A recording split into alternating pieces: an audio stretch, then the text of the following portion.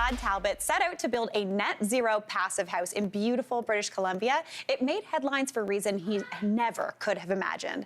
Here to chat about his docuseries and the highs and lows of his journey, please welcome Todd Talbot. Hello, Todd. Hello. Oh my gosh, first off, welcome to the show. So nice to have you here. So nice to be here. Oh my gosh, I feel like this energy match is really good. Yes, I've watched you and I was like, oh, she's got some energy. Yeah. I was like, I'm gonna have to bring it today. Well, again, thank you so much for being here, and a huge congratulations on the series Todd Talbot Builds, the Passive House Project. That's absolutely amazing. So you've spent years co-hosting Love It or List It Vancouver. Yes. But this project is really quite personal. Can you tell us a little bit how you got started on the docuseries?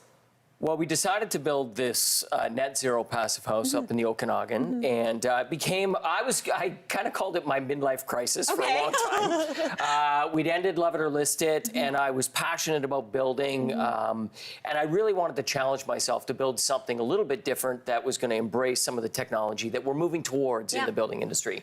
So it was very kind of aspirational. It was an A-frame pinned to the side of a cliff. It was the toughest thing that I have ever taken on in my life. I dedicated 3 years of my life to it, and as you alluded to, the ending was not exactly what we had anticipated. No. We'd shot this documentary for almost 4 years, and then at the very end, we had the McDougall Creek wildfire that wiped out 191 homes in our area, so obviously we weren't the only ones affected. So it really kind of elevated this conversation. We were building a home to be resilient and energy efficient and kind of a home of the future.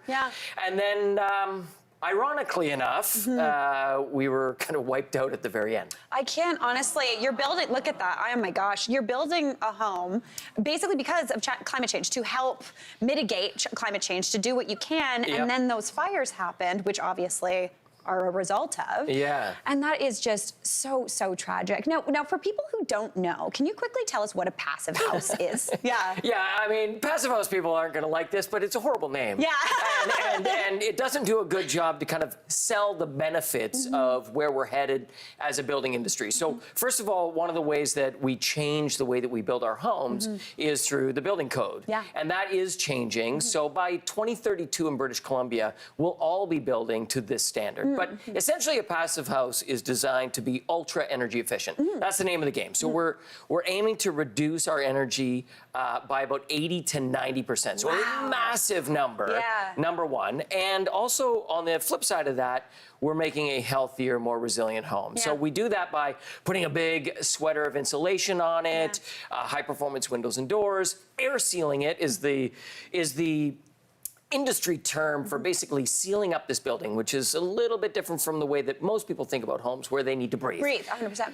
That's not the way we build them anymore. We want to seal them up, and then we put an HRV or an ERV inside of that, which is essentially the lungs, so we mechanically breathe the building.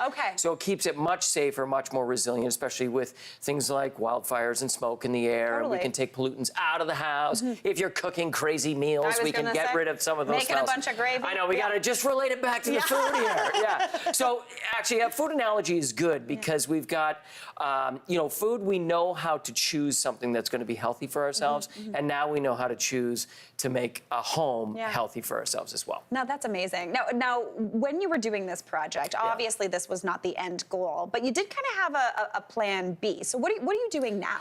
Because you continued the project. Well, that project burnt to the ground, and so but we had planned to do a passive house retrofit. So these principles can be applied to renovations as well. So we took our 1940s bungalow in Vancouver, which was nothing to write home about. It wouldn't have made a television series in its original form. We lifted it, and we've applied these principles to that. So I'm about 3/4 of the way through that build, and hopefully not going to burn that one down. No, fingers crossed. That's absolutely amazing. It's such a great thing to use all of the knowledge you have to build a beautiful home for your family that's good for the environment as well.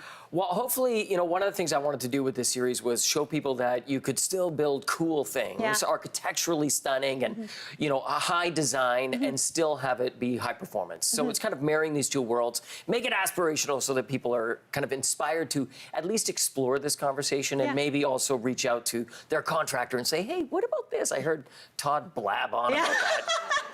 Well, Todd, absolutely incredible story. Thank you so much, and congratulations on the docuseries. Absolutely amazing. You guys are the best. Hey, Mary here. What did you think? Drop your comments below, and don't forget to like and subscribe for more of the good stuff.